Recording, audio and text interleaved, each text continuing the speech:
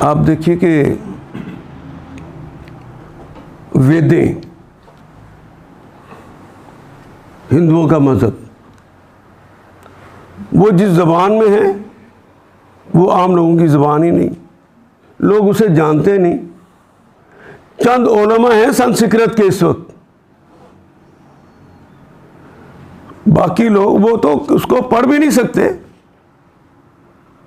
نہ ہی پڑھتے ہیں. ان کے ہاں صرف پروہت پڑھتا ہے، اور مسلمان کا تو بچہ بچہ پڑھتا ہے. مسلمان کا تو بچہ بچہ پڑھتا ہے. یہ جملہ میں کہہ رہا ہوں تو اپنے معاشرے میں کوئی ہنسی نہیں آتی.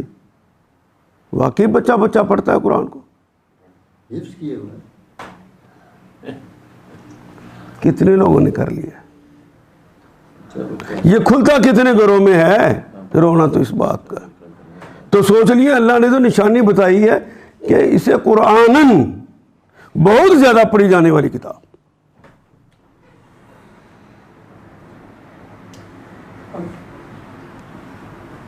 یہ بہت زیادہ پڑھی جانے والی کتاب.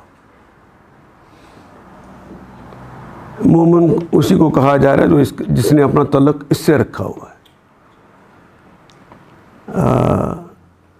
دستور مانو، کہو کہ دستوراً مانو کہ اللہ ہی ہمارا قانون کا ماخذ ہے. مان لیا تم نے، تم کہتے رسول سے ہی لینا ہے، مان لیا.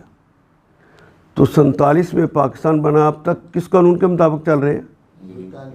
اللہ کے، کہ برطانیہ کو اللہ کا مقام دے دیا ہے. سوچئے تو صحیح، کر کیا رہے.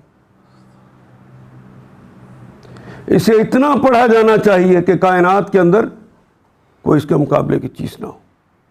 اور اللہ نے اس کا انتظام کر دیا.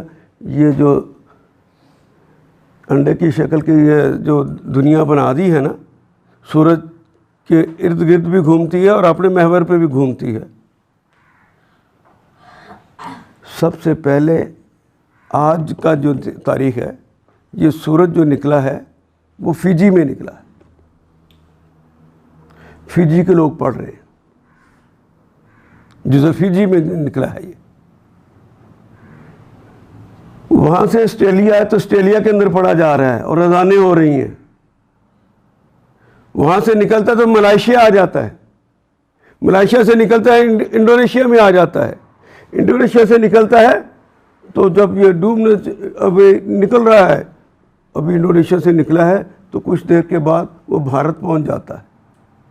بھارت سے نکلتا ہے تو پاکستان آ جاتا ہے، پاکستان سے سورج نکلتا ہے تو مصر پہنچ جاتا ہے، اور مصر پہنچتا ہے تو اس کے آگے وہ مراکش، الجزائر، مغرب، یعنی جہاں بالکل آخر پہ چلا جاتا ہے. وہاں تک پوری دنیا میں سورج کے طلوع ہونے سے پہلے جو فجر پڑھی جا رہی ہے، پھر ظہر پڑھی جا رہی ہے، پھر عصر پڑھی جا رہی ہے، پھر مغرب، سب کے اندر قرآن پڑھا جا رہا ہے. اللہ نے تو اس کا انتظام کر رکھا. کوئی کائنات کی کتاب اتنی پڑھی جا سکتی؟ اللہ نے تو انتظام کر لیا ہے. میں نے کیا اہتمام کیا ہے؟ سوال یہاں پر.